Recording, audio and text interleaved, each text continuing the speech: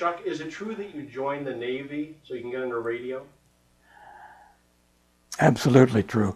When I was 11 years old, my mother asked me one day, "What do you want to be when you grow up?" And I was listening to a guy by the name of Al Jarvis on the radio.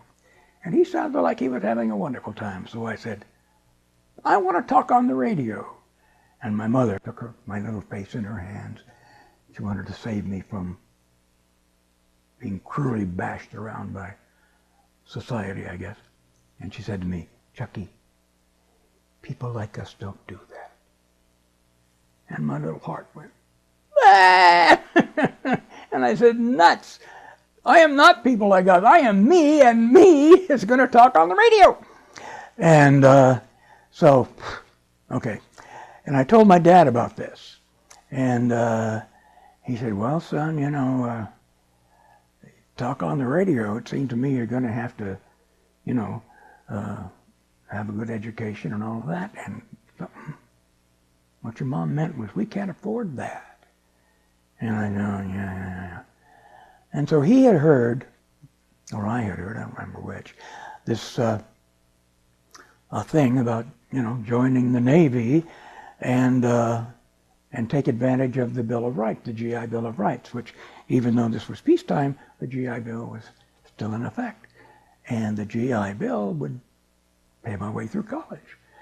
So he suggested that to me, and on my 17th birthday, boom, out of high school, into the Navy, and I signed up for 3 years.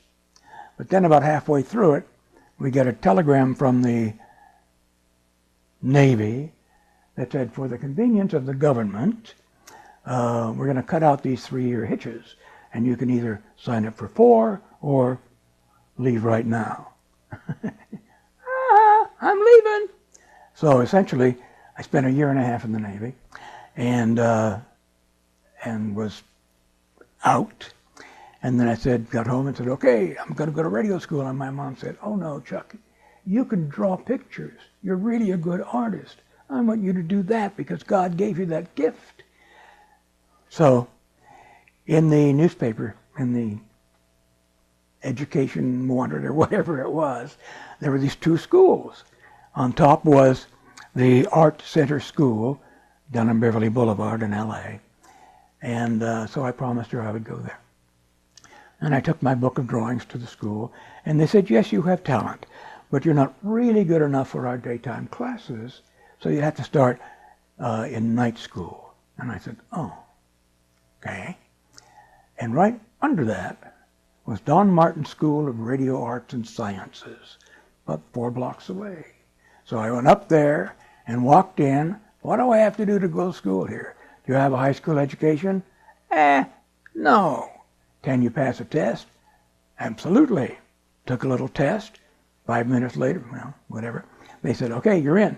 Bingo. And so the government paid my way through that. And at the end of that time, I had met a girl, and she was having terrible asthma attacks. And so I had to have, if I was going to go on radio, I had to have a job in the desert.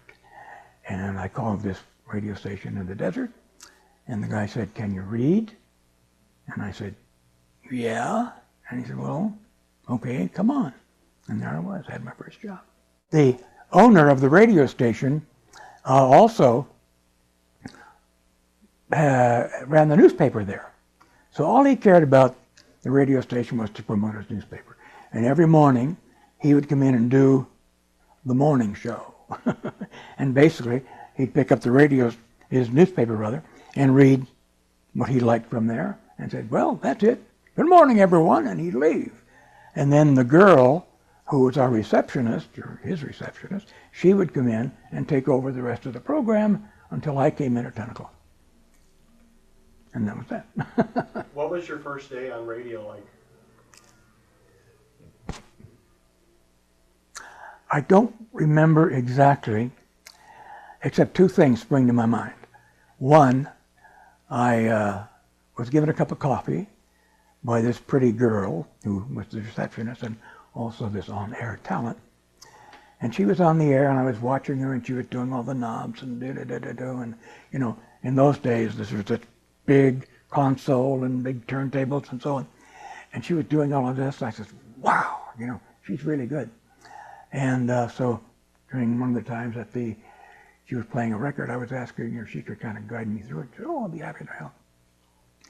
So while I was standing there watching her, leaning over, I spilled coffee all over her and the console and everything. And she said, oh, what a mess. Okay, you're going to have to do this. And she cleaned the console and left me there. And I didn't know what to do.